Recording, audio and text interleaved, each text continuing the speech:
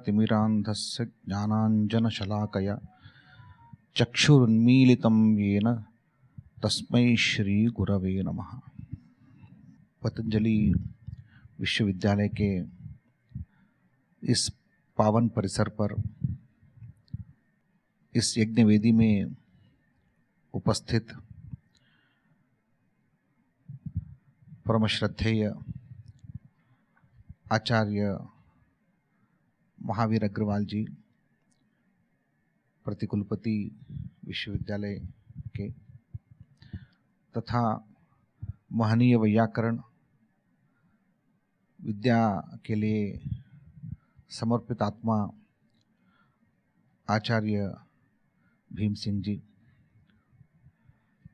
मेरे सुहृद मूर्धन्य वैयाकरण और वादार्थ में अत्यंत कुशाग्रमती विद्वान आचार्य ब्रजभूषण ओझा जी,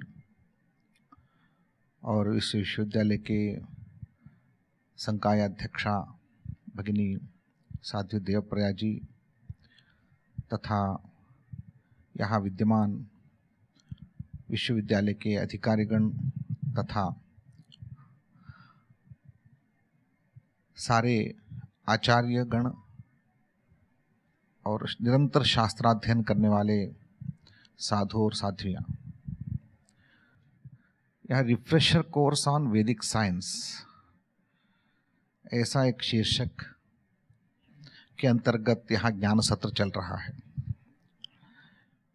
मैं यहाँ दो भाग में मेरा वक्तव्य का उपस्थापन करना चाहता हूँ। तो दो भाग ये है कि आज हम राष्ट्रीय शिक्षा नीति के ब्राह्म मुहूर्त में वर्तमान है। राष्ट्रीय शिक्षा नीति को एक राष्ट्रीय लक्ष्य के रूप में हमने लिया है। तो इस ब्राह्म मुहूर्त के अवसर पर पतंजलि विश्वविद्यालय के जैसे एक विशिष्ट विश्वविद्यालय का आचार्य होने के बाद मेरा कर्तव्य क्या है, इस दृष्टि से एक दो बातें मैं आपके सामने रखना चाहता हूँ।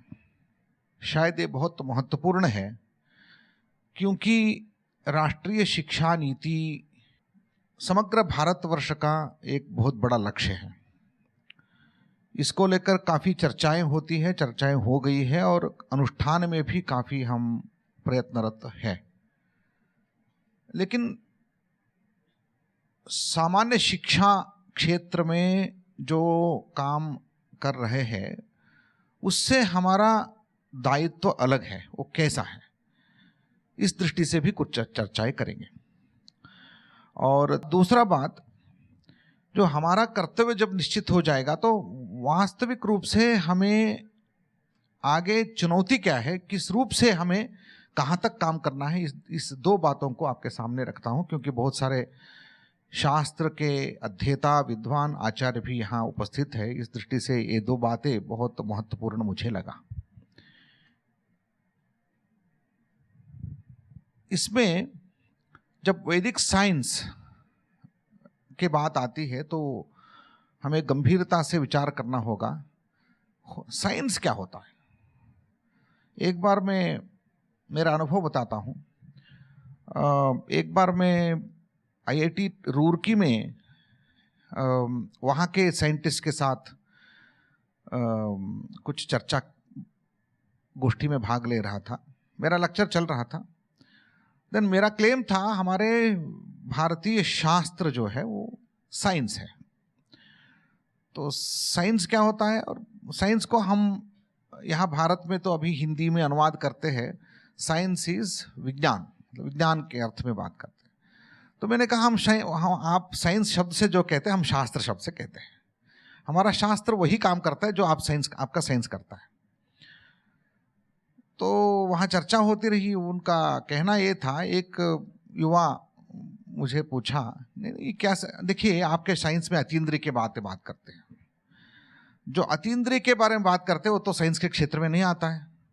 हम साइंस जो भी है हमारे, वो केवल इंद्रिय गोचर जो प्रपंच है उसके अंतर्गत ही हम बात करते हैं। जो ऐन्द्रियक होता है उसी के बारे बात करिए। आपका शास्त्र तो बहुत सारे बात करते हैं, तो अतीन्द्रिय है, दृग्गोचर नहीं है, और इस जीवन के सीमा के बाद भी क्या है, मरण और जनन, उसके बाद भी क्या है, उसके बारे में बात करते हैं। तो साइंस तो शास्त्र नहीं हो सकता है। Then the debate went on half an hour. तो मैंने वहां क्या किया, एक शास्त्र का लक्षण क्या है, शास्त्र क्या होता है, तो शास्त्र का लक्षण वहां उनको मैंने बोर्ड में दिखाया और बताया, ये शास्त्र, ये यदि आपके साइंस में नहीं आता है तो वो साइंस नहीं है। तो मैंने कहा कि 3 लक्षण होते हैं शास्त्र का। वक्तृश्रोत्रोर अभिमतम, अनन्य साध्यम, अन्य साध्य नहीं होना चाहिए, अनन्य साध्यम प्रयोजनम फलम व उद्दिश्य, प्रमाणांतर अप्राप्तम तत्साधनीभूतम अर्थम उपपादयद वाक्यम शास्त्रम। शास्त्र वो है, हिंदी में अनुवाद करना है, बहुत संस्कृत ज्ञात संति तो एतद् अनवगच्छन्ति भवन्तः। वक्तृश्रोत्रो और अभिमतम, जैसे एक शास्त्र जो भी है उसमें एक वक्ता होता है, एक श्रोता होता है, कम से कम 2 लोग तो होना चाहिए। इसका मतलब यदि प्रपंच को दो भाग में हम करेंगे, एक शास्त्र करता है और शास्त्र को श्रोता है, दो लोग होते हैं। जैसे पतंजलि है और बाकी सब पतंजलि के शिष्य है, ये वक्तृ श्रोत्र हो। और वक्ता श्रोता दोनों को अभिमत एक प्रयोजन होना चाहिए, नहीं तो एक प्रयोजन नहीं है तो वो दोनों बैठेंगे नहीं। शायद आज हम दोनों बैठे हैं तो आप मुझे सुन रहे, तो आपका और मेरा एक प्रयोजन एक ही है। यदि 2 अलग अलग प्रयोजन है, मेरा मन में दूसरा फल है, आपके मन में दूसरा फल है, तो हम दोनों एक साथ में बैठ नहीं सकते। तो अभिमतम, वक्तृश्रोत्रोर अभिमतम फल विशेषम उद्दिश्य, अनन्य साध्यम, वो साध्य फल जो होना चाहिए अनन्य साध्य होना चाहिए। यदि उसको साधन करने के लिए साधनांतर है तो उससे ही बन जाता है। यहाँ इसमें प्रवृत्ति क्यों करनी है? यदि शब्दापशब्द विवेक मुझे चाहिए, शब्द और क्या है, अपशब्द क्या है, इस विवेक के लिए यदि मुझे व्याकरण की जरूरत नहीं है, व्याकरण के बिना भी दूसरे उपाय से, अन्य उपाय से मुझे यदि प्राप्त होता है वो विवेक, तो व्याकरण में मुझे मेरा प्रवृत्ति होने का जरूरत नहीं है। तो अन्य साध्य हो गया, वो जो प्रयोजन है शब्दापशब्द विवेक अन्य साध्य हो गया। तो अनन्य साध्य है तो ही एक प्रयोजन बनता है। तो व्याकरण शास्त्र का प्रयोजन जो शब्दापशब्द विवेक है वो अन्य साध्य नहीं है, अनन्य साध्य है। और उसके लिए यह एक ही साधन बचा है जो तत्साधनीभूतम अर्थम प्रतिपादयति। शास्त्र क्या करता है, शब्दापशब्द विवेक उत्पत्ति के लिए साधनभूत अर्थ जो है उस अर्थ को प्रतिपादन करता है। मतलब शास्त्रार्थ वो है जो आपके इष्ट को साधन करता है। सिंपल तरीके से मतलब आपके मन में जो इष्ट अभीष्ट है, प्रयोजन है, उस प्रयोजन को साधन, उस प्रयोजन के लिए जो साधन है उस साधन को प्रतिपादन करने वाला ही शास्त्र है। अर्थात इष्टार्थ साधन प्रतिपादकम। सिंपल तरीके से बताएंगे तो आपके यदि मान लीजिए योग पीठ है तो स्वास्थ्य कामना के साथ आते हैं लोग। स्वास्थ्य के लिए जो उपाय है उस उपाय को प्रतिपादन करने वाला ही योग शास्त्र है या तो आयुर्वेद शास्त्र है। यदि वह प्रयोजन शास्त्रांतर से सिद्ध होता है तो शास्त्र का कोई मतलब नहीं है। मान लीजिए वो उपाय इस स्वास्थ्य के लिए तो साधन है, लेकिन वह स्वास्थ्य दूसरे साधन से सिद्ध हो जाता है, तब भी इसका कोई प्रयोजन नहीं है। और चौथा एक कंडीशन है, वो कंडीशन किसी को पता नहीं है। प्रमाणांतर अप्राप्तम अर्थम साधयति। ये बहुत इंपॉर्टेंट है। आपने 2 बातें सुनी है, एक तो इस साध्य के लिए साधन होना चाहिए और वो शास्त्र इस साधन को प्रतिपादन करना चाहिए, और दोनों का अभिमत होना चाहिए, ये अभीष्ट होना चाहिए। मेरे और श्रोता और वक्ताओं का अभिमत अभीष्ट फल होना चाहिए। मान लीजिए हमारा अभीष्ट ही नहीं है, हमारा इष्ट नहीं है, फल का कोई प्रयोजन नहीं बनता है। मान लीजिए यदि कोई हिमालय में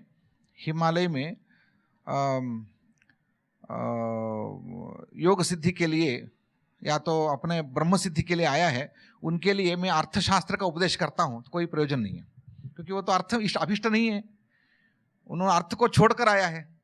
तो अपने घर को छोड़ के जो आएगा उनके लिए आप यदि अर्थ साधन कैसे करना है, पैसे कैसे कमाना है, उसके बारे में बोलते रहेंगे तो उनको अभीष्ट नहीं होगा।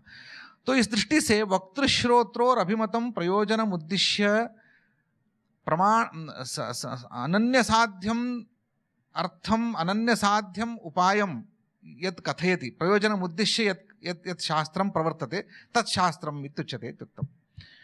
वहां एक विशेषण वहां दिया जाता है, प्रमाणांतर अप्राप्तम अर्थम। इसका मतलब है मेरे जो उपाय में बता रहा हूं, जिस योगासन के द्वारा स्वास्थ्य आप प्राप्त कर सकते हैं, योग साधना के उपाय के रूप में बता रहा हूं, यदि प्रमाणांतर सिद्ध है, तो दूसरे प्रमाण से यदि आपको सिद्ध हो रहा है तो वो शास्त्र नहीं है। अब सिंपल देखिए, फिजिक्स और केमिस्ट्री का उदाहरण देखिए। फिजिक्स में जो वस्तु का आकार, फिजिक्स का विषय क्या है? वस्तु का आकार होता है, वस्तु का परिमाण होता है, वस्तु का स्वभाव हो सकता है। इस तरह के पदार्थ के स्वभाव, आकार, परिमाण को लेकर जो शास्त्र प्रवर्तन करता है, वह विषय रसायन शास्त्र का नहीं है। रसायन शास्त्र में जो वस्तु के इंटरनल स्ट्रक्चर के बारे में बात करते हैं, मतलब जो वहाँ परमाणु की श्रृंखला है वो अलग ही है, और भौतिक विज्ञान में जो विषय है वो अलग ही है। यदि भौतिक विज्ञान में जो विषय है वही विषय रसायन शास्त्र का भी विषय होता तो भौतिक विज्ञान व्यर्थ है, भौतिक विज्ञान में कोई प्रवृत्ति नहीं करता है। तो एक विषय दो शास्त्र के विषय नहीं हो सकते, क्योंकि शास्त्र यदि अपूर्व रहना चाहिए, ये अपूर्व है। योग शास्त्र के जो साधन उपाय है वो किसी अन्य शास्त्र में उपलब्ध नहीं है, इसलिए योग शास्त्र में प्रवृत्ति होती है। तो प्रमाणांतर अप्राप्त अर्थ को ही योग शास्त्र प्रतिपादन करता है। तो यह हमें क्लियर? जो भी मैथमेटिक्स में जो नंबर्स है, मैथमेटिक्स के नंबर्स भौत शास्त्र के विषय नहीं है। Physics can not deal with the numbers, physics can deal with the size of the object, physics cannot deal with the number of the objects. Number is an object of mathematics. It's an abstract idea. So numbers are abstract ideas, and those ideas are dealt with the mathematics. So mathematics एक ऐसा चीज है, ऐसा शास्त्र है जो कहीं दूसरे शास्त्र से उसका व्यर्थता नहीं बता सकती। मैंने पूछा, वो साइंस के बारे में डिस्कस कर रहे थे, तो साइंस के बारे में पूछ रहा था। देखिए, कोई शास्त्र का काम क्या है? Take any shastra. So I am not particular about any, I am not discussing about any yoga और मोक्ष साधन, ब्रह्म विद्या, किसी व्याकरण शास्त्र, न्याय शास्त्र, मीमांसा शास्त्र के बारे में बात नहीं कर रहा हूं। तो एनी साइंस का ऑब्जेक्ट क्या होता है? Then he told me that see there are some events in the life. जैसे अभी घटना घटती है, मैं एक वस्तु को मैं यहां छोड़ देता हूं तो नीचे गिर जाता है, गिर गया, तो अभी ये इवेंट है। तो सिंपल उदाहरण है, हम सब जानते हैं इवेंट है। इवेंट के पीछे क्या कारण है? मैं कारण ढूंढता हूं। जब कारण मुझे पता चल गया, ये दोनों, ये कार्य है, ये कारण है, ये मेरा शास्त्र का गोल है, ये मैं सिद्ध करता हूं कि ये दोनों कार्य कारण है, कार्य कारण भाव सिद्ध करना मेरा गोल है। तो मैंने कहा ठीक है, बढ़िया, वही हम भी वही कर रहे हैं। स्वास्थ्य और स्वास्थ्य के साधन जो है उनके बीच में कार्य कारण भाव भी हम बता रहे हैं। आयुर्वेद में भी या योग में, चाहे ब्रह्मसूत्र में, मोक्ष और मोक्ष साधन के बारे में बात कर रहे हैं। जो भी जितने भी बात है वो सारे जो है वो कार्य कारण भाव, दो एक घटना के बीच में उसके कारण क्या है, कारण और कार्य के बीच में संबंध को प्रतिष्ठापन करने के लिए हमारा शास्त्र प्रवृत्त होते हैं। तो साइंस भी वही करते हैं। साइंस और साधन में मतलब कार्य कारण भाव प्रतिष्ठापित करना, ये हमारा दोनों का गोल है। और मैंने पूछा, यदि कार्य कारण भाव प्रत्यक्ष सिद्ध है, यदि मुझे पता है ये नीचे गिरना और यहां भूमि में कुछ गुरुत्वाकर्षण शक्ति है, इन दोनों के बीच में कोई रिलेशन है, यदि मेरे आंख से मैं देख सकता हूं या तो मेरे कोई इंद्रिय से उसको देख सकता हूं, इंद्रिय के द्वारा उसको ग्रहण कर सकता हूं, तो साइंस की क्या जरूरत है? साइंस की इसलिए जरूरत है क्योंकि वो इंद्रिय गोचर नहीं है। जो विषय इंद्रिय गोचर नहीं है, अतीन्द्रिय है, उसके लिए साइंस की जरूरत है। जो प्रत्यक्ष गोचर होता है, प्रमाणांतर सिद्ध होता है, उसको देखने के लिए कोई शास्त्र का जरूरत नहीं, साइंस की भी जरूरत नहीं। तो मैंने कहा साइंस जो है वो अतीन्द्रिय को ही प्रतिष्ठापित करता है। साइंस वो ऐन्द्रिक व्यवस्था में नहीं है। यदि ऐन्द्रिक व्यवस्था में होता है तो साइंस के कोई मीनिंग नहीं रहता, क्योंकि वो प्रमाणांतर, इसका मतलब है मेरे इंद्रिय से सिद्ध अर्थ को ही यदि बताता है, तब तो साइंस का कोई मीनिंग नहीं रहता है। साइंस का इसलिए मीनिंग है क्योंकि मेरे इंद्रिय से गोचर, इंद्रिय गोचर जो नहीं है उस तरह के विषयों को साइंस बताता है, इसलिए मैं साइंस में नहीं, हमारे साइंस में प्रूफ है। प्रूफ है मतलब जो ये नहीं होता है तो ऐसा होता है, प्रूफ है। तो मैंने कहा बहुत बढ़िया, क्या हम प्रूफ के बिना हम बैठे हैं? हमारे शास्त्रों में जितने भी कार्य कारण भाव व्यवस्था, मतलब आप तो पहले तो हमारा परम सौभाग्य है कि जिनके आशीर्वाद, जिनकी कृपा, जिनके मार्गदर्शन से हम ये दिव्य भव्य आयोजन कर पा रहे हैं। हम सबके पूरे विश्व के वंदनीय हमारे गुरुदेव परम पूज्य स्वामी जी महाराज हमारे बीच में पधार चुके हैं। हम सब मस्तक झुकाकर, तालियां बजाकर और बड़े आदर के साथ परम पूज्य गुरुदेव का स्वागत, अभिनंदन करें। और जो व्याख्यान चल रहा था, परम श्रद्धेय, परम वंदनीय, हम सबके शास्त्र में निरंतर प्रेरणा देने वाले महाविभूति आचार्य प्रवर स्वामी रामदेव महाराज जी के चरणों में प्रणाम करते हुए, और मैं मेरा वक्तव्य को थोड़ा आगे बढ़ाता हूँ।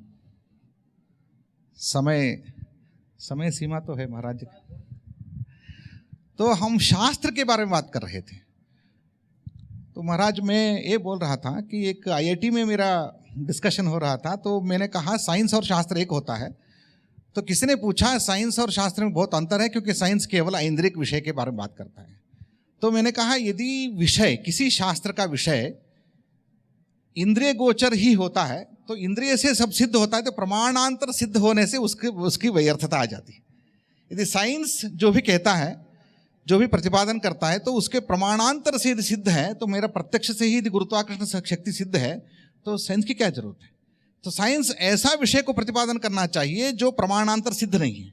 इसका मतलब है इंद्रिय गोचर नहीं है। तो इंद्रिय अतीत विषय को ही साइंस बताता है, ऐसा आपको मानना पड़ेगा, नहीं तो आपको साइंस व्यर्थ हो जाएगा। तो इसलिए वो लोग मान लिए। तो मैंने कहा अभी आ जाइए, अभी इंद्रिय, इसको आगे जाएंगे। इंद्रियातीत वस्तु को आप भी मानते हैं, लेकिन इंद्रियातीत वस्तु के साधन के लिए आप प्रूफ देते हैं। मैंने कहा प्रूफ ठीक है, प्रूफ क्या होता है? प्रूफ बहुत सिंपल तरीके से हमारा मैथमेटिक्स में हम समझाते हैं। प्रूफ क्या होता है? प्रूफ ए होता है तो तर्क है, मतलब ए यदि नहीं होता है, इसको आप एक्सेप्ट नहीं करेंगे तो ये गलत हो जाता है, इसलिए इसको एक्सेप्ट करना जरूरी है। इतना सिंपल तर्क को प्रूफ कहते हैं। तो मैंने कहा हमारे शास्त्रों में प्रूफ नहीं है क्या? हमारे शास्त्रों में भी यदि यह मेरा इस कार्य और कारण में के बीच में जो कार्य कारण भाव मैंने बताया, यदि उसको एक्सेप्ट नहीं करते हैं, ये स्वीकृत नहीं होगा, तो आपको दूसरा उपाय बताना पड़ेगा, या तो इसको छोड़ना पड़ेगा। मेरा अनुभव है, तो मेरा अनुभव के आधार पर मैं तर्क की उपस्थापना के द्वारा उसकी सिद्धता करता हूं। तो मेरे शास्त्र, जितने भी शास्त्र हैं, वो शास्त्र तर्क के आधार पर, प्रमाण के आधार पर सिद्ध करते हैं। तो आप कैसे बता सकते हैं हमारे शास्त्र में तर्क नहीं है, प्रमाण नहीं है, प्रूफ नहीं है? ठीक है, उसके थोड़ा मैथमेटिकल स्ट्रक्चर के बारे में बात हो रही थी, तो मैंने बताया हमारे शास्त्रों में मैथमेटिक्स जो नंबर आप दिखाते हैं, उस नंबर को और कितनी गहराई से जाना है, वहां तक जाके हमने देखा है। आप ये भी नहीं सोच सकते हैं जिस जमाने में सूर्य और भूमि के बीच में कितना अंतर है, कितना वेग से वो जाएंगे, तो वहां कब पहुंचेंगे, ये भी कैलकुलेशन हमने क्या हमें सोच नहीं था हमारा पूर्वजों के लिए। तो मैं साइंस के बारे में जब बात आई, वैदिक साइंस के बारे में, जब लोग उसमें कॉन्ट्रडिक्शन देखते हैं, व्याघात देखते, वैदिक और साइंस हो ही नहीं सकता है, या तो साइंस है तो वैदिक नहीं है, या तो वैदिक है तो साइंस नहीं है, ऐसा भाव, एक नैरेटिव चेंज करने का जरूरत है। आज की दुनिया में हम सबका एक क्या काम है, मैं राष्ट्रीय शिक्षा नीति को लेकर, यदि भारत को भारत बनाना है, क्षमा कीजिए, इंडिया को भारत बनाना है, अब तक इंडिया है, हम इंडिया के स्वतंत्र क्या है अमृत महोत्सव आचरण कर रहे हैं, यदि आगे जाकर हमें यदि सदियों के बाद भारत का यदि अमृत महोत्सव और आचरण करना है, तो इंडिया को भारत बनाने के लिए हमारा जिम्मेदारी क्या है, उसके बारे में डिस्कस कर रहे थे। तो पहला सूत्र मेरा ये था कि नैरेटिव चेंज करना है। वैदिक है तो साइंस नहीं होता है, साइंस है तो वैदिक नहीं होता, ये जो नैरेटिव आया है, इस नैरेटिव को जब तक हम चेंज नहीं कर पाएंगे, लोगों के मन में हम ये नहीं बता पाएंगे कि हमारे शास्त्रों की महत्ता क्या है। हाँ, मूल देखो, साइंस शब्द से हमें आगे जाकर एक जमाना ऐसा होना चाहिए, शास्त्र शब्द को पूरी दुनिया उपयोग करना चाहिए, साइंस को छोड़ देना चाहिए। तो साइंस शब्द जो है उसको छोड़कर यदि शास्त्र तक यदि गए तब, क्योंकि जितने भी साइंसेस है वो साइंस की एक सीमा भी है, वो खुद मानते हैं, क्योंकि science is defined in such A way that it can not cross it's definition, it's lines, क्योंकि साइंस की बहुत सीमाएं होती। हमारे शास्त्रों में उस सीमाओं के बाहर हमारे शास्त्र काम करते हैं, क्योंकि हमारे जीवन को देखने का दृष्टि जो है भारत में, वो अखंड दृष्टि है। जीवन को एक मेरे अभी आप आइए हमारे प्राचीन आयुर्वेद वैद्य के पास आएंगे तो एक व्यक्ति सब देख सकता था। अभी आजकल तो इतना सूक्ष्म चले गए हैं, तो आंख के दक्षिण आंख में एक इसको कोई स्पेशल इसको देखने के लिए डॉक्टर दूसरा होता है, वो खुद नहीं कर सकता है, क्योंकि इतना अनकनेक्टेड, मतलब इतना साइंस को हमने तोड़ दिया, उसमें कोई किसी का संबंध नहीं रहता है। तो कभी कभी क्या लगता है कि गहराई को देखना, इसका मतलब ये नहीं कि हम अखंडता को देख नहीं सकते। तो अखंडता के साथ गंभीरता को देखने का जरूरत आज भारत के शास्त्रों के द्वारा, एक शास्त्राध्ययन के द्वारा होना चाहिए। शायद इस काम को पतंजलि विद्यापीठ एक आदर्श को उपस्थापित कर सकता है, दूसरे कोई नहीं कर सकता है। तो राष्ट्रीय शिक्षा नीति में ऐसे विश्वविद्यालयों को जरूरत है जो शास्त्र को साइंस के साथ जोड़कर देख सके और अपने सीमाओं के बाहर साइंस को भी लेके आने वाले, अपने सीमाओं के बाहर साइंस को लेके आ जाओ और शास्त्र को भी वहाँ एक विषय के रूप में उपस्थापित करने वाला एक ऐसा विश्वविद्यालय चाहिए जहां वास्तविक रूप से इंटरडिसिप्लिनरी मल्टीडिसिप्लिनरी स्टडीज हो सकता है। तो आज मैं यहाँ प्राध्यापकों के सामने यह विषय उपस्थापित करना चाहता हूँ। पहली बात, हम हमारे सीमाओं के बाहर देखना चाहिए। हम अभी महाराज हमारे विश्वविद्यालय में नया स्कूल के कॉन्सेप्ट इंट्रोड्यूस कर रहे थे। तो ये विभाग होता है ना, दर्शन विभाग, क्या department of Darshan, department of व्याकरण, डिपार्टमेंट ऑफ साहित्य, इसको मैंने परिभाषा चेंज कर दिया। इसको हमने ऐसा किया क्योंकि ये जो विभाग जो होता है वो तोड़ता है, इसका मतलब विभाजन कर देता है, मतलब इसका कोई रिलेशन नहीं है। मैंने कहा ये विद्या शाखा होनी चाहिए, विद्या विभाजन नहीं है। विद्या शाखा क्यों होनी चाहिए? शाखा वो होता है जो विभाजन नहीं करता, जोड़ता है।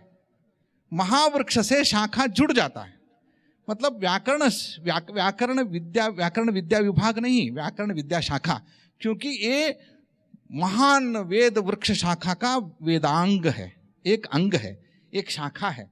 एक शाखा के रूप में जब देखेंगे, हमारे विभाग डिपार्टमेंट नहीं रहेंगे, वो कंपार्टमेंट नहीं रहेंगे, वो सबके जुड़ जाएंगे। तो आज की पहली जरूरत मैं विश्वविद्यालयों में चाहता हूं कि ये सारे वेदांग के रूप में, अंग के रूप में, शाखा के रूप में विद्याओं को जोड़ना है। आज तक क्या किया हमने तोड़ दिया। मतलब ये अलग है, इसके पढ़ाने वालों को ये समझ में नहीं आता है, इसको इस पढ़ाने वालों को ये समझ में नहीं आता, और समझना भी जरूरी नहीं है। हमने ऐसे ऐसे विद्वानों को तैयार किया, ऐसे ऐसे स्पेशलिस्ट को तैयार किया जो स्पेशलिस्ट दूसरों को समझते भी नहीं। जैसे एक बात आती है, हमारे डॉक्टर्स जितने भी बड़े बड़े डॉक्टर होते हैं, लेकिन सोशल कॉन्सेप्ट, सोसाइटी के कोई गंध उसके नहीं होता है। समाज के जितने भी पहलू है, आयाम है, उसका कोई गंध नहीं रहने वाला एक यंत्र जैसा विद्यावान डॉक्टर बन जाता है। क्या हमें ऐसा व्यक्ति चाहिए? तो इस दृष्टि से विश्वविद्यालयों को दूसरे ढंग से काम करने की जरूरत है। ये पहली बात राष्ट्रीय शिक्षा नीति को लेकर मैं आपके सामने रख रहा हूं। तो दूसरी बात, जो सामान्य इंद्रियों से गोचर हो जाए वो सामान्य बोध हो गया। जो सूक्ष्मदर्शी यंत्रों से गोचर हो, खाली दिखना मात्र साइंस नहीं है, उसमें कुछ नए निष्कर्ष, नए अवदान, नए योगदान, नई दिशाएं, नए प्रभाव, उनका अच्छा या बुरा प्रभावों का मूल्यांकन एक व्यवस्थित परिणाम के स्वरूप में जो सामने लाके रख दे, वो आजकल के लोग साइंस बोलते हैं। क्योंकि मात्र अतीन्द्रिय चीज़ों को मानवीय मस्तिष्क से आविष्कृत यंत्रों के द्वारा देखना मात्र ही साइंस नहीं, उसके सुनिश्चित परिणामों को देख करके उनका सुनिश्चित मूल्यांकन, अल्टीमेट कंक्लूजन, वो ये साइंस की श्रेणी में ला करके रखते हैं कि ऐसा करने से ऐसा होगा या ऐसा होने से ऐसा होगा, ऐसे ऐसे यदि हो जाए तो ऐसा परिणाम सामने आएगा, अल्टीमेट कंक्लूजन। हाँ, इतनी मात्रा से हो गया। उसमें मैथमेटिक्स, फिजिक्स, केमिस्ट्री, बायोलॉजी एक साथ मिलते हैं। ये विज्ञान की उनकी परिभाषा है। हमारे पूर्वजों ने जो बताया हुआ है, यह हमारे अपने बौद्धिक क्षमताओं के सामर्थ्य की न्यूनता है कि हमने उसके जो फिजिक्स, केमिस्ट्री, बायोलॉजी, माइक्रोबायोलॉजी वाला जो पार्ट है वो हमको पता नहीं, और इसलिए हम उनको जो शास्त्रों को पढ़ाते हैं खाली बौद्धिक तौर पर पढ़ा देते हैं कि ये जो है इसका ये मतलब है। तो जो महर्षि दयानंद ने जो शब्द प्रयोग किए कि वेदों के आधिभौतिक, आधिदैविक, आध्यात्मिक 3 अर्थ हैं, हम शास्त्रों को उसको अपने धर्म का या आचरण का विषय मान करके, शास्त्र के विषय में भी 2 मान्यताएं हैं। कुछ कहते हैं शास्त्र या धर्म का विषय अतीन्द्रिय ही है, जो इंद्रियों से समझ में आता है तो सबको ही समझ में आता है ना, जो अतीन्द्रिय विषय है उसको धर्म समझाता है। ये भी एक प्रबल मान्यता है। दूसरी एक सामान्य मान्यता है कि धर्म आचरण का विषय है। लेकिन तीसरा, अच्छा ये थोड़ा मैं इसलिए मैंने थोड़ा सा मैंने आपका बीच में यांत्रिकी नहीं, वहीं रहो आप यांत्रिकी जो बीच में कनेक्टिविटी में समय लग रहा था, इसलिए मैं बीच में जोड़ रहा हूँ इस बात को। आचार्य जी, एक बहुत बड़ा विषय है ये। मैंने पूज्य बापू की कथा चल रही थी इसी विश्वविद्यालय में, तब मेरे मन में ये अंतः प्रेरणा हुई, तब मैंने उस बात को कहा था। न जाने आप सब तो लगभग थे, कितनों ने उसको उस रूप में सुना होगा। मैंने कहा था ये जो शास्त्र जितने भी लिखे हैं हमारे महापुरुषों ने, ये अतीन्द्रिय मेधा से लिखे हुए हैं। मनुष्य के मेधा का एक सीमित सामर्थ्य है। महर्षि पाणिनि की व्याकरण को समझने के लिए अत्यंत श्रेष्ठ प्रज्ञा चाहिए। नहीं तो मैं देखता हूं 50 साल व्याकरण पढ़ते पढ़ाते हो गए और फिर भी कहते हैं जी हमारी भी शंका है अभी मैंने कहा भाई ये जोरदार मामला। 50 साल व्याकरण पढ़ते पढ़ाते हो गए और फिर भी एक व्याकरण शास्त्र समझ में नहीं आ रहा। एक मनुष्य वो इतने शब्द राशि जिसमें असंख्य शब्द समाहित है, हम कह सकते हैं कि हम करोड़ों शब्दों का सामर्थ्य आज समझने का, नए शब्द बनाने का सामर्थ्य व्याकरण शास्त्र ऐसे आ जाता है, वो एक सीमा में नहीं बांध सकते। असंख्य शब्द राशि को 4000 सूत्रों में बांधना ये मनुष्य मस्तिष्क की रचना नहीं है, सामान्य मनुष्य की। अतीन्द्रिय मनुष्य तो वो भी है, लेकिन मनुष्य में भी सामान्य एक निम्न कोटि के मनुष्य हो गए जो अपने सुबह से शाम तक खाए पिए मस्त है सो गए। एक मध्यम कोटि के, एक अत्यंत मेधावी मनुष्य जिनको हम कहते हैं, जो ये आविष्कार करते हैं ना, ये अत्यंत मेधावी लोग करते हैं, जो मॉडर्न। और ये जो है ना, ये सुपर साइंस क्यों है? ये जितने भी शास्त्र हमारे ऋषियों ने बनाए, ये अति इंद्रिय ज्ञान से दैहिक मनुष्य में, जो दैहिक जीव जो है, देह में रहने वाला जो जीव है, दैहिक जीव की सामर्थ्य से परे का तत्व इसलिए है, और इसको हम अनेक प्रकार से सिद्ध कर सकते हैं कि चाहे वह पाणिनि की अष्टाध्यायी है, चाहे महर्षि पतंजलि का योग दर्शन है, सांख्य योग न्याय वैशेषिक वेदांत मीमांसा आदि दर्शन, और उपनिषदों को हम एक अर्थ में समझते हैं, उतना ही उपनिषद नहीं है। और जो आप पृथ्वी से सूर्य की, चंद्रमा की दूरी और काल गणना, नक्षत्र और ज्योतिष और सब, ये सब भी, यहाँ तक कि मतलब मैं पहले नहीं मानता था इस बात को कि ये जो पुराणों में कुछ कथाएं लिखी हुई हैं और उसका मनुष्य बुद्धि से जो शाब्दिक अर्थ करते हैं, वो पुराण के साथ भी अन्याय करते हैं, उनके कुछ अलग अर्थ हैं। और इस क्षेत्र का बोध न के बराबर लोगों को रह गया है, वैदिकों को भी, हम सनातनियों को भी। वैदिक में उनको कह रहा हूं कि जिनकी प्रज्ञा में शास्त्र प्रतिष्ठित हैं, शास्त्र की स्मृति है जिनको, और सामान्य सनातनी वो कि जो परंपराओं को मानते हैं, गुरु को, शास्त्र को, कुल देवता, ग्राम देवता, ऐसे स्थान देवता मानते हैं और ऐसे फॉलो करते हैं उसको। ये जो हमारे शास्त्र हैं, ये साइंस से भी परे एक जो सुपर साइंस बोल सकते हैं, जो सच में अदृश्य है। और कोई ऐसी बात करे तो मैं तो अब इस क्षेत्र से परिचित हो चुका हूं कि अतीन्द्रिय तत्व होते हैं और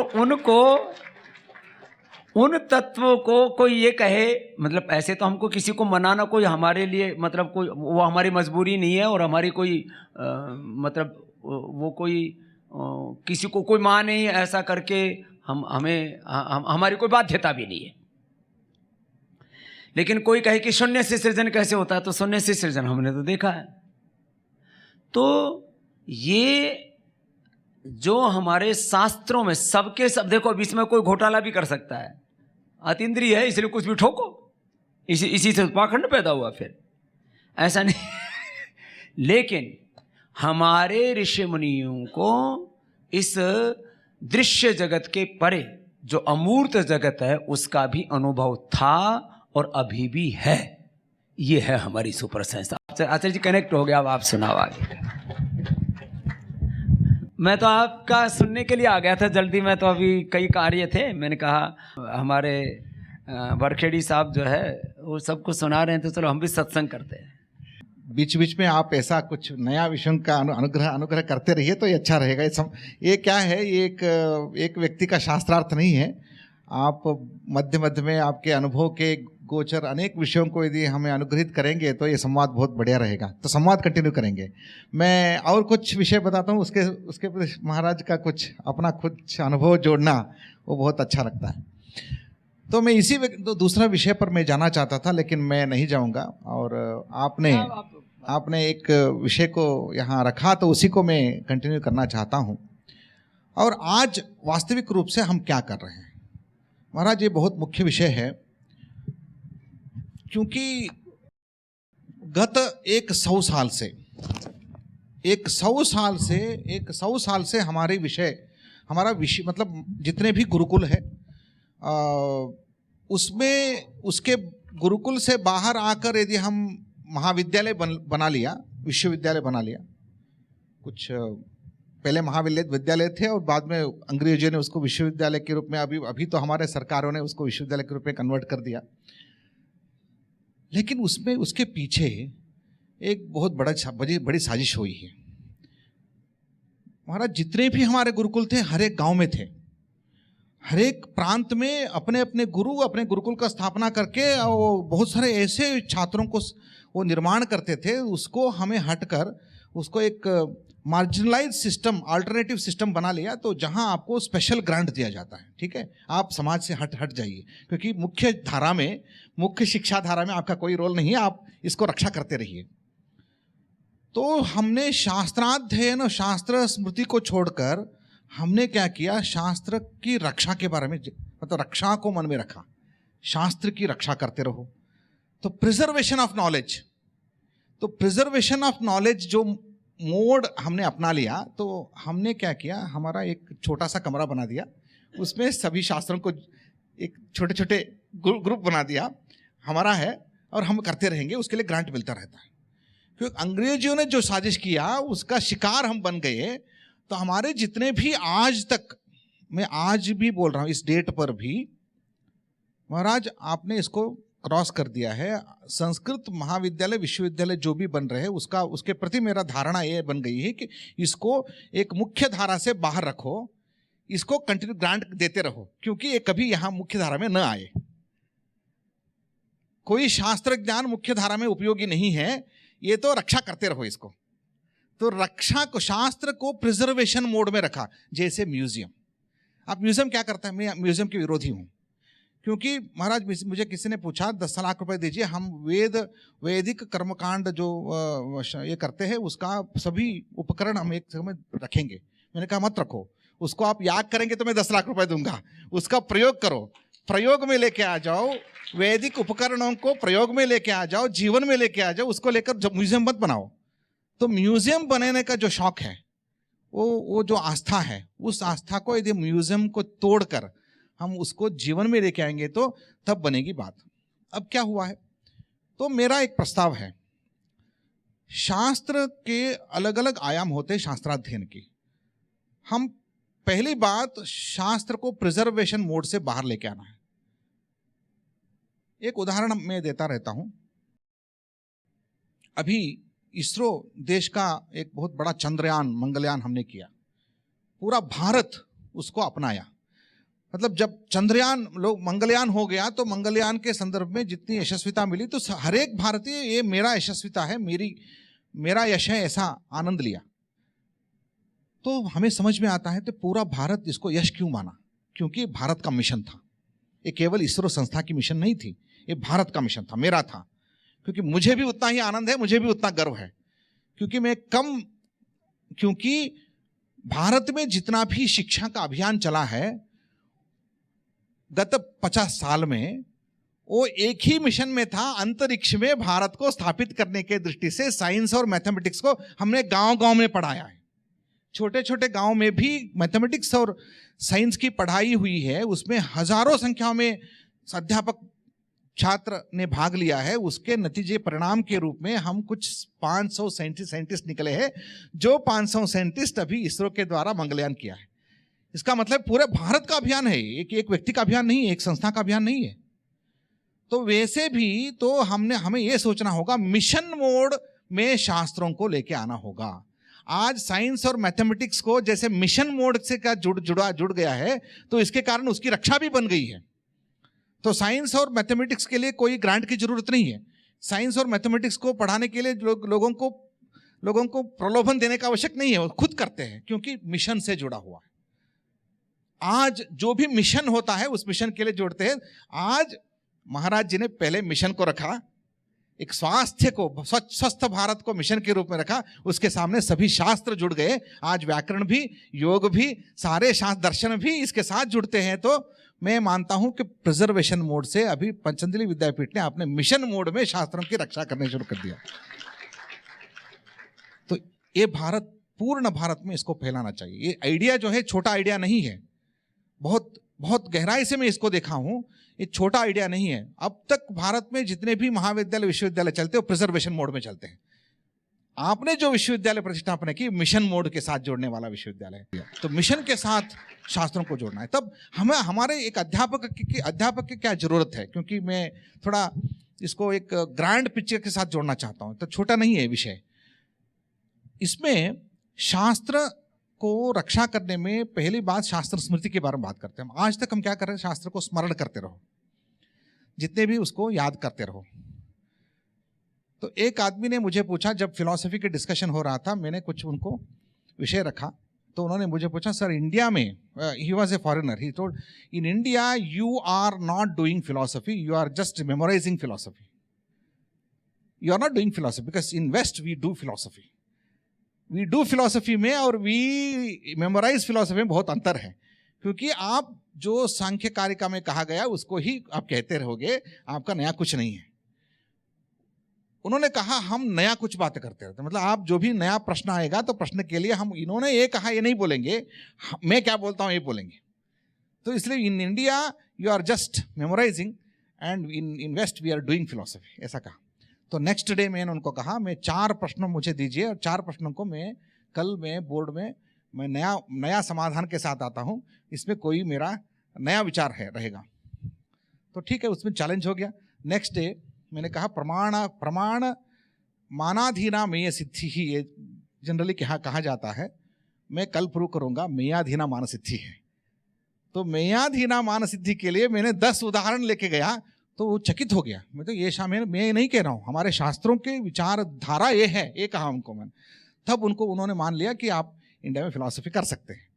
तो इसका मतलब ये नहीं कि हम पूर्वाचार्य का स्मरण करता हूँ, इसका मतलब ये नहीं है कि मेरी बुद्धि का प्रयोग नहीं करता हूँ, लेकिन हमारे अध्ययन जो सीमित हो गया है, केवल शास्त्र स्मृति के लिए सीमित हो गया। मैं स्मरण करता रहता हूँ,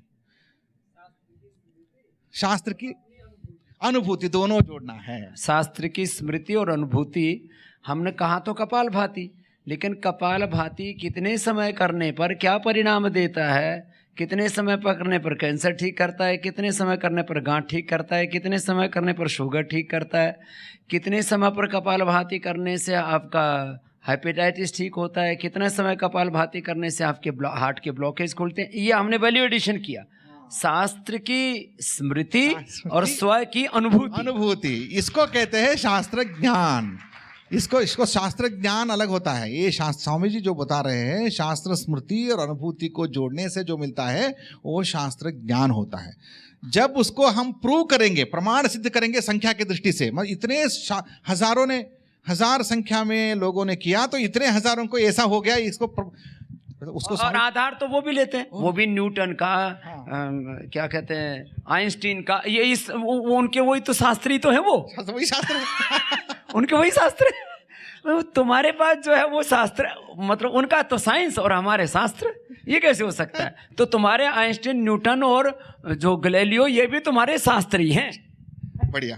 तो तब महाराज जी ने जैसे कहा, तो इसको स्टैटिस्टिकली मैं प्रूव करता रहूंगा, तो ऐसे तो आपको शास्त्र स्टैटिस्टिकली को प्रूव करने की जरूरत नहीं। आपने जब वचन बोल दिया, उसको सूत्र मानकर कोई प्रूव करेगा, कोई डॉक्टर जाएगा उसको एक्सपेरिमेंट करता रहेगा, बाद में 5 साल के बाद कहेगा महाराज जी ने जो कहा था वो प्रूव हो चुका है। तो हमारे जैसे रामानुजन, आप रामानुजन को जानते हैं मैथमेटिक्स में, उनको कोई प्रूफ नहीं आता था, उनको केवल उत्तर आता था, वो सूत्र आता था, क्योंकि सूत्र बोलता था वो। जैसे आज महाराज शास्त्र स्मृति नहीं है, केवल पतंजलि सूत्र को नहीं बोल रहे, नहीं रट रहे हैं, उसको आगे जाकर स्वानुभूति के साथ उसको शास्त्र ज्ञान कहते हैं। जब प्रूव कर दिया उसको शास्त्र विज्ञान बनता है। मैं और आगे एक शब्द के साथ जोड़ना चाहता हूं महाराज, एक शब्द जोड़ना चाहता हूं। हमें कहाँ मिसिंग पॉइंट है? जब तक मैं खुद, मान लीजिए मेरे सामने एक समस्या आई, चाहे व्याकरण के हो, चाहे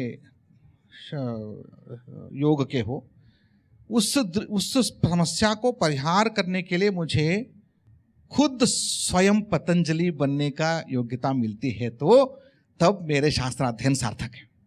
तब मैं खुद पतंजलि इस समय में यदि होता, यदि कैसे सोचता, पतंजलि यदि होते, महर्षि पतंजलि यदि होते, उनके सामने समस्या यदि रखते, तो वो कैसे सोचते, उस ढंग से मैं यदि मैं सोच पाऊंगा, तब मेरा शास्त्राध्ययन पूर्ण हो चुका है। उसको बोलते हैं शास्त्र दृष्टि, इसको बोलते हैं शास्त्र दृष्टि। शास्त्र स्मृति से लेकर शास्त्रानुभूति और शास्त्र ज्ञान और शास्त्र विज्ञान के आगे मैं शास्त्र दृष्टि तक यदि जा सकता हूं, तभी मेरा शास्त्राध्ययन पूर्ण होने वाला है। मैं बोलता हूं, हम शास्त्र दृष्टि को लक्ष्य मानकर हमें अभी काम करना है, शास्त्र स्मृति तक हमें रहना नहीं है। अब क्या हो गया है, मूलभूत समस्या कहाँ है बताता हूँ। मैं अभी इस वस्तु को मैं बाह्य देख सकता हूँ, अभी एक देख सकता हूँ, मतलब मेरे आंख से इसको देख सकता हूँ, ये वस्तु है, ऐसे मुझे शास्त्र विषय दिख रहे हैं, इसको ऑब्जेक्ट की तरफ दिख रहा हूँ। ऐसे हमारे पूर्व ऋषियों की दृष्टि ऐसे ऑब्जेक्ट के रूप में शास्त्र विषयों को देखने तक सीमित नहीं रखना था उनको। जैसे आज देखिए मेरे एक चश्मा है, इसके बिना मैं सूक्ष्म अक्षरों को पढ़ नहीं सकता हूँ, ठीक है। इसको मैं ऐसे रखकर कितने बार देखूं तो उसको देखता रहता हूँ, लेकिन इससे कोई लाभ नहीं होने वाला मुझे। आज तक मैंने शास्त्रों को ऐसे देखा है, इसका उपयोग नहीं किया है। यदि उपयोग करना है तो मुझे हाथ में देकर ऐसा पढ़ना पड़ेगा, या तो इसको ऐसा रखना पड़ेगा, तब इसका प्रयोजन मुझे मिल रहा है, क्योंकि मेरी दृष्टि सूक्ष्म हो रही है। मेरे स्थूल दृष्टि को सूक्ष्म दृष्टि के रूप में परिवर्तन करने में ये काम आ रहा है, ये शास्त्र है। यस्य मतलब मेरा दृष्टि है, लेकिन उसको सूक्ष्म करते करते मैं सूक्ष्म वस्तु को भी देख सकता हूं, तो ये शास्त्र मेरा प्रयोजन में आ गया। शास्त्र को मुझे ऐसा रखना नहीं है ऑब्जेक्ट के रूप में। मेरे कक्षा में शास्त्राध्ययन दर्शन हो या योग हो, कैसे पढ़ा रहे हैं हम, ऐसे पढ़ा रहे हैं, इसको ऐसे पढ़ा रहे हैं। हम बच्चों को क्या इसको पहना कर पढ़ा रहे हैं क्या? इसका मतलब है मैं मेरे कक्षा में इसको उपयोग करते हुए शास्त्र दृष्टि से मैं देख सकता हूं क्या? मेरे दृष्टि को सूक्ष्म दृष्टि के रूप में परिवर्तन करने के सामर्थ्य यदि मुझ में है तो इस शास्त्र का ज्ञान का प्रयोजन होता है। आज जैसे हमारे शरीर को एक बहुत स्थूल रूप से देखेंगे तो एक दिखता है, और कैमरा में यदि फोटो कैप्चर करेंगे तो उसका थोड़ा मेकअप वगैरह करना पड़ता है, क्योंकि स्थूल दृष्टि से जो होता है कैमरा में दूसरी दिखती है, तो उसके लिए थोड़ा सा मेकअप करना पड़ता है, और वो मेकअप सब व्यर्थ हो जाता है एक्सरे के लिए। और अल्ट्रासाउंड स्कैनिंग करेंगे तो वो भी व्यर्थ है, क्योंकि वो अंदर जो दिखने वाला है वो बाहर का कुछ नहीं दिखने वाला है। मेरी शास्त्र दृष्टि ऐसे सूक्ष्म हो जाती है तो मुझे क्या दिखना है वही दिखता है, बाकी सब शास्त्र को सीटी स्कैन की तरह देखना है, एमआरआई की तरह। महाराज देखिए सीटी स्कैन की तरह शास्त्र को देखना है। इसका मतलब है शास्त्र की स्मृति कृतज्ञता के लिए है, और अनुभूति अपने पुरुषार्थ और अपनी प्रतिभा का जागरण है, ऐसा दोनों। और यदि लोक कल्याण के लिए करना है तो उसको वहां तक लेके जाना है, तो जहां मैं उसको पूरे मेरे लिए यहाँ जो भी दिखते हैं मेरे शास्त्र के, उसको ऐसा बोलो, शास्त्र को समृद्धि तक लेके जाना है, शास्त्र को समृद्धि तक लेके जाना है। यदि शास्त्र से समृद्धि जुड़ेगी, साइंस से, टेक्नोलॉजी से, इंजीनियरिंग से, मेडिकल से समृद्धि जुड़ गई, तो सब उसमें इन्वेस्टमेंट करते हैं, तब इन्वेस्टमेंट। और हम शास्त्र पढ़ करके दक्षिणा मांगते रहते हैं। हम कहते हैं हमने शास्त्र पढ़ दिया, हमको पैसा दे दो, हमने मंत्र पढ़ दिया, इसकी दक्षिणा दो। और वो शास्त्र को समृद्धि तक लेके गए। तो हमारा शास्त्र हमको समृद्धि दिलाए तभी होगा जब मैं उसको, मेरे चश्मे को वो भी निकाल कर, मैं आगे जाने वाला हूँ, मेरे चश्मे हैं वो बाहर रखना चाहता हूँ, बाहर से निकाल कर उसको थोड़ा सा वो जैविक दृष्टि के रूप में मेरा आंख के अंदर ही डाल देता हूँ, तो क्या होता है, चश्मे की जरूरत नहीं मुझे, कभी मुझे बाह्य चक्षुष का जरूरत नहीं पड़ता है, मैं हमेशा देख सकता हूँ सूक्ष्म वस्तु को। तो विद्या को, मेरी विद्या को, मेरे शास्त्र को मैं आत्मसात करके मेरी दृष्टि में ही उसको जोड़ देता हूँ, तब मुझे जरूरत नहीं पड़ती। तब महाराज जी ने जैसे कहा पूरे प्रपंच को मैं परिवर्तन कर सकता हूँ। यहाँ एक उदाहरण देता हूँ मैं, दृष्टि सृष्टिवाद जो बोलते हैं, दृष्टि सृष्टिवाद के बारे में चर्चा नहीं करेंगे हम, वो तो दर्शन है, लेकिन जैसे मेरी दृष्टि है वैसे सृष्टि बनना शुरू हो जाता है। आज पतंजलि विद्यापीठ महाराज की दृष्टि सृष्टि है। महाराज ने जैसे उसको प्रपंच को देखा, आज ये सारा प्रपंच सृष्टि के रूप में आया है। मतलब मैं भौतिक पतंजलि विद्यापीठ के बारे में बात नहीं कर रहा हूं, मैं भौतिक पतंजलि विद्यापीठ के बारे में बात नहीं कर रहा हूं, लेकिन जिस रूप से ज्ञान को एक प्रपंच के समृद्धि के और समृद्धि के अर्थ के रूप में, मैंने कहा आज शास्त्र की परिभाषा क्या है, शास्त्र की परिभाषा वो है वक्तृश्रोत्रोर अभिमतम प्रयोजनम उद्दिश्य तत्साधनीभूतम अपूर्वम प्रमाणांतर असिद्धम अनन्य साध्यम अर्थम प्रतिपादयत शास्त्रम। यदि शास्त्र वक्तृश्रोत्रो हो अभिमतम प्रयोजनम न साधयति तर्हि शास्त्रम शास्त्रमेव नास्ति।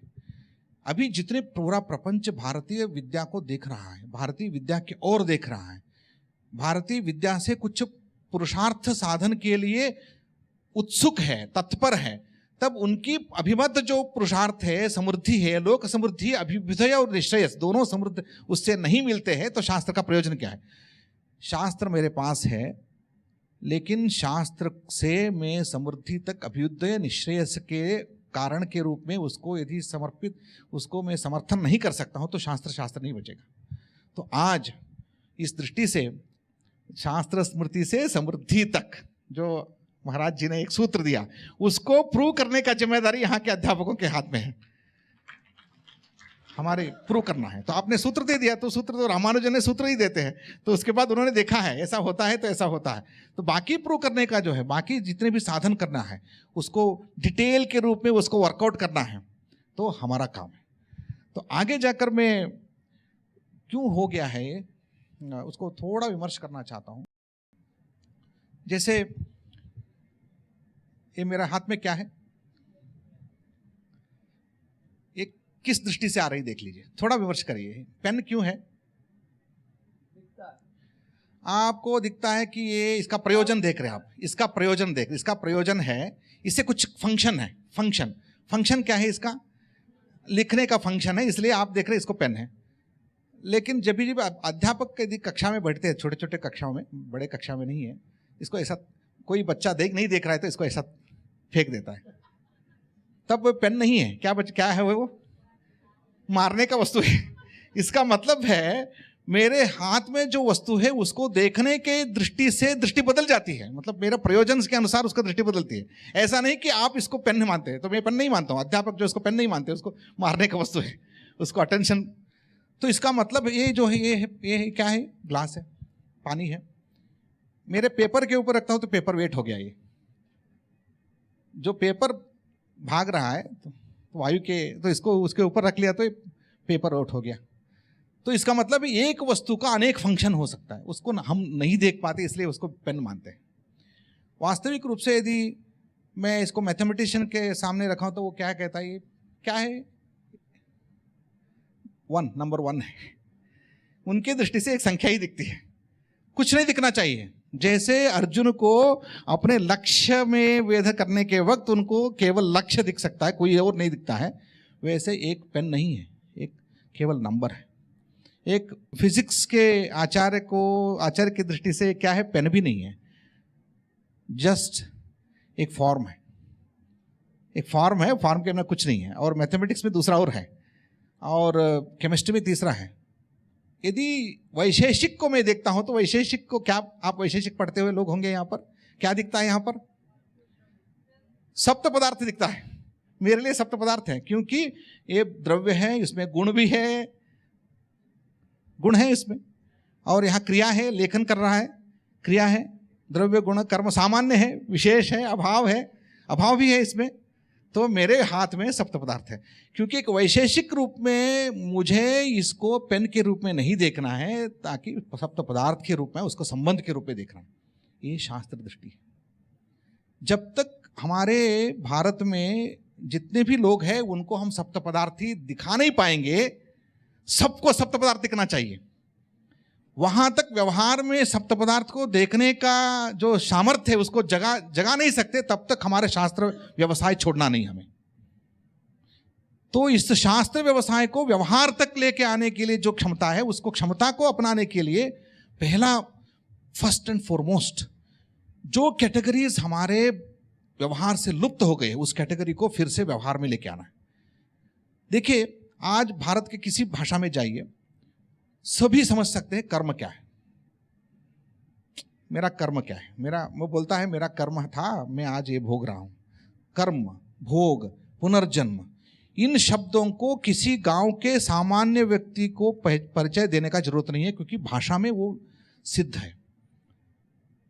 जितने भी हमारे शास्त्र हैं, आज महाराज जी के प्रयास के कारण से कपालभाति पूरे भारत समझता है कपालभाति क्या होता है।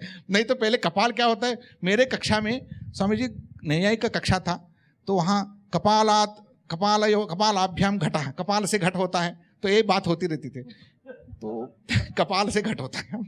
तो एक 2-3 महीने के बाद मेरी कक्षा में एक लड़की बैठी थी, उन्होंने गुरुजी से पूछा, महाराज जी कपाल यानी ये क्या है क्या? गुरुजी कपाल यानी ये है क्या? तो तब तक कपाल से कितने घट बन चुके थे तो उन्होंने ये सोचा ये कपाल है। तो इसका मतलब है कपाल और घट के व्यवहार जो है हमारे सामान्य व्यवहार में लुप्त हो गया है, उसको लेकर हम शास्त्राध्ययन करवा रहे हैं। तो आज कपालभाति और योग के जितने भी परिभाषाएं हो, सामान्य व्यवहार में सामान्य जन लोग, मतलब घर में बैठे बैठे लोग भी उसका व्यवहार करना शुरू कर दिया। इसका मतलब है शास्त्र का पुनः प्रतिष्ठापना हो गई है। शास्त्र की पुनः प्रतिष्ठापना कक्षा में नहीं होता है, मैं बिल्कुल बता रहा हूं। इस कैटेगरी जितने भी तत्व पदार्थ हैं, शास्त्र के तत्व पदार्थ हैं, इनको सामान्य व्यवहार में यदि लाके नहीं छोड़ेंगे तब तक शास्त्र नहीं बनता है, शास्त्र दृष्टि नहीं बनती है। क्योंकि मेरे व्यवहार से मेरी दृष्टि बनती है, शब्द से दृष्टि बनती है, शब्द से दृष्टि पैदा होती है। विवेकानंद जी से किसी ने पूछा, आप क्यों विवाह नहीं कर सकते? करो, अच्छा है, सुंदर है, शरीर है और आप बहुत सुंदर है, तो आपको कोई लड़की आपको स्वागत करेगी, तो आप क्यों विवाह? तो उन्होंने कहा, मैं जहाँ भी जाता हूँ, मुझे किसी महिला को देखता हूं तो मुझे मेरी मां दुर्गा जी का दर्शन होता है, इसलिए मैं विवाह नहीं कर सकता। ये दर्शन की बात है। ये दर्शन कहां हो रहा है? सोच लीजिए, एक विवेकानंद जी को दर्शन कैसे हो रहा है? जो मुझे नहीं होता है उनको होता है। इसका मतलब है हमारे जीवन में, हमारे भारत में संस्कृत दर्शन शब्द का ही लोप हो गया है। केवल सीइंग है, I can only see, I can perceive, तो I can not have darshan. दर्शन में जो भाव है, जो श्रद्धा है, जो अर्थ है, जो हमें एक मां का दर्शन करवा सकता है, वो सीइंग से नहीं हो सकता है। मैं एक लड़की को केवल देख सकता हूं लेकिन दर्शन नहीं कर सकता हूं। यह विषय बहुत गंभीर है, ये विषय, क्योंकि हमारे देश में संस्कृत भाषा का लोप होने के कारण से, केवल लोप, उसका अभाव के कारण से कितना हमारे व्यवहार में भ्रष्टाचार, अनाचार आ चुका है। उसको पुनर्मार्जन करने के लिए एक ही उपाय है, हमारे संस्कृत भाषा के द्वारा, उसके शास्त्रीय परिभाषिक शब्दों का प्रयोग के द्वारा, वारंवार प्रयोग करना है उसको, प्रयोग के द्वारा। देखिए, मैं बोलता हूं कि ऋण शब्द, ऋण शब्द सामान्य शब्द है। लोग जो है आज लोन शब्द उपयोग करते हैं, मैं लोन लेता हूं। लोन और ऋण में बहुत अंतर है। ऋण शब्द यदि हमने व्यवस्थापित कर दिया, इसका प्रभाव क्या होने वाला है? मेरा ऋण केवल आज का ऋण नहीं होता है, लोन नहीं होता है, क्योंकि मैं ओझा जी से कुछ लोन लिया तो लोन हो जाता है, मैं या तो वापस दे दूं न दे दूं। ऋण है तो मेरे जन्मों जन्मांतर के मेरे पीछे आने वाला है, वो ऋण अलग होता है। ऋण मेरे पीछे लगने वाला है, तो मैं, ये बुद्धि मेरे में है तो मैं उनका ऋण प्रत्यर्पण के लिए हमेशा प्रयासरत रहूंगा। लोन वापस नहीं दे दूंगा मैं, क्योंकि लोन जो है माफ किया जा सकता है, गवर्नमेंट के द्वारा माफ किया जा सकता है। ऋण जो है माफ किया नहीं जा सकता है, ऋण प्रत्यर्पण करना ही पड़ेगा। हम ऋण के साथ जन्मे हुए हैं। 3 ऋण है हमारे, ऋषि ऋण, आचार्य ऋण के साथ, देव ऋण के साथ हम जन्मे। त्रिभी ऋणैर जन्मना जायते, त्रिभी ऋणैर जायते, 3 ऋणों के साथ हमें पैदा है। तो हमारे जन्म के साथ ऋण आए हैं, क्योंकि हमारे बच्चों को ऋण पता नहीं है, इसलिए उनको पता नहीं कि मेरा कर्तव्य क्या है। तो मैं इसलिए आग्रह कर रहा हूं, हमारे जितने भी शास्त्र हैं, शास्त्रों की जितनी भी परिभाषाएं हैं, उनको सामान्य व्यवहार में हमें लेके जाना है। इसकी किसका काम है? ये अध्यापक का काम है। एक अध्यापक अपनी कक्षा में, don't limit your self to syllabus. Syllabus को आप बिल्कुल मानकर चलिए, सिलेबस एक दिशा मात्र है। उसको लेकर मैं हमेशा बोलता हूं, टेक्स्ट बुक बच्चों के लिए नहीं, टेक्स्ट बुक अध्यापकों के लिए होता है। जैसे कोई टेक्स्ट बुक होता है, तो यदि आजकल हम क्या करते हैं, उसको दे देते हैं बच्चों के हाथ में, आप इसको पढ़ो, नहीं। जैसे जब गंगा जी ऊपर से आई तो उसका धारण किसने किया? शिव जी ने किया, अपने अपने जटा जूट में धारण किया, उसका भार वहन किया, वेग का वहन किया, उसके बाद धीरे धीरे उसको छोड़ा। ऐसे हमारे शास्त्रों के जो भार वहन करने का सामर्थ्य गुरु में होता है, उसका वहन करते हुए उसको धीरे धीरे जितना चाहिए उतना शिष्यों को छोड़ देना चाहिए। तो आज मैं, बहुत समय हो चुका है, इसको संवाद को महाराज जी ने कुछ आगे बढ़ाया है, तो उसने जो अनुभूति जोड़ा है उससे मेरा शायद आपने वैल्यू ऐड कर दिया मेरे भाषण को आपने वैल्यू एडिशन कर दिया, तो यही बहुत बड़ी बात है। वस्तु का वैल्यू कुछ नहीं होता है, वैल्यू एडिशन जब बनता है तो उसका भाव बढ़ता है। तो आज मेरा भाषण का आपने उसका पैकेजिंग कर दिया, उसका वैल्यू एडिशन कर दिया, तो थोड़ा मेरा भाषण का वैल्यू बढ़ गया। तो इसलिए मैं आभारी हूँ। मैं यहाँ ज़्यादा नहीं बोलूँगा, लेकिन एक वीडियो ज़रूर दिखाता हूँ। तो इसको वीडियो को दिखा के मैं समाप्त करता हूँ। शिक्षा के दृष्टि से एक बहुत महत्वपूर्ण है, छोटा है लेकिन बहुत महत्वपूर्ण है। आप इसको, तो इसको बहुत लोग याद करते हैं, मैं इतना बताता हूँ। वो ये बोल रहा है कि शिक्षा के यदि कितने याद करोगे आप और याद करके रटते रहोगे तो कब शिक्षा होती है? तो शिक्षा का अर्थ क्या है? कब तक हम भागेंगे, कब तक हम भागते रहेंगे? शिक्षा का अर्थ वो है, मेरी भाषा में मुझे समझना है। यदि मेरी भाषा में मैं परिभाषा को समझ नहीं पाता हूँ, मेरा जीवन में उसका उपयोग नहीं है, तो मेरा जरूर, मुझे इसका शिक्षा का कोई मतलब नहीं है। तो मैं आज हमारी पूरी शिक्षा, भारत में जितना भी शिक्षा क्रम है, 50 सालों से हम शिक्षा दे रहे, लेने वाले ले रहे हैं। मैं शायद आज तक कुलपति के रूप में कम से कम 3 लाख छात्रों को मैं एक प्रमाण पत्र दे चुका हूँ, मतलब ऐसा है प्रमाण पत्र। लेकिन महाराज जी, मुझे कभी कभी लज्जा आती है, मैं कॉन्वोकेशन के बाद बाहर बच्चों के साथ बात करता हूँ तो उनसे पूछता हूँ आपको आगे क्या करना है? पता नहीं, बोलने वाले बच्चों को देखा है मैंने। इसका जिम्मेदारी उनका नहीं है, मेरा है। एक स्नातक जो अपने जीवन का लक्ष्य नहीं जानता है, अपना जीवन के लिए कुछ ऐसा गंतव्य नहीं जानता है, उस तरह के स्नातकों को हम एक उपाधि प्रमाण पत्र दे रहे हैं। ये बन गया है बैचलर, ये बन गया है शास्त्री।